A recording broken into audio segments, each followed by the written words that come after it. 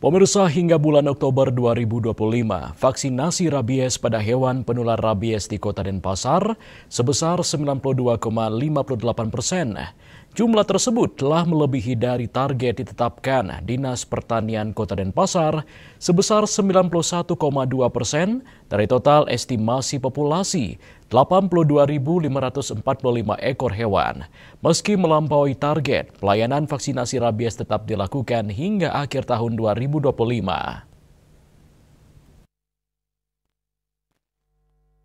Kepala Bidang Peternakan dan Kesehatan Hewan Dinas Pertanian Kota Denpasar, DRH Nimade Suparmi mengatakan vaksinasi rabies pada hewan penular rabies telah dilaksanakan awal tahun 2025.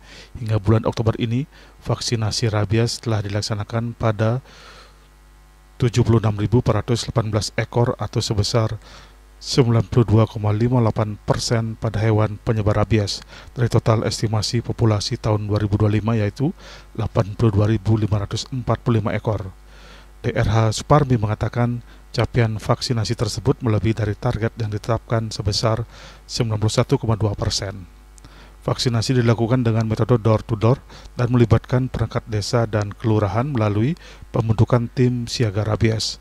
Meski target vaksinasi telah tercapai, layanan vaksinasi rabies masih terus dilakukan, terutama di wilayah-wilayah yang belum sepenuhnya terjangkau.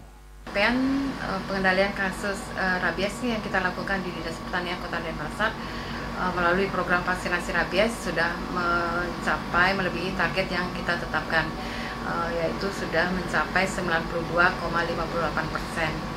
kegiatan vaksinasi yang kita lakukan di 4 kecamatan di Kota Denpasar.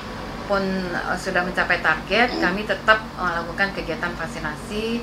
Mungkin ada yang warga yang memiliki anjing baru atau belum tervaksin, jadi tetap kita layani sampai akhir tahun dan tahun depannya juga.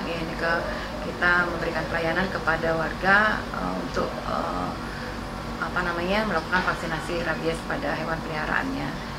Sementara itu, Suparmi mengungkapkan kasus rabies positif di Kota Denpasar tercatat mencapai 20 kasus, menurun dari tahun 2024 lalu sebesar 35 kasus. Sebagian besar kasus positif disebabkan oleh anjing liar yang tidak divaksinasi. Karena itu pihaknya mengimbau masyarakat untuk aktif memantau dan melaporkan jika menemukan anjing liar. Yana Bali TV.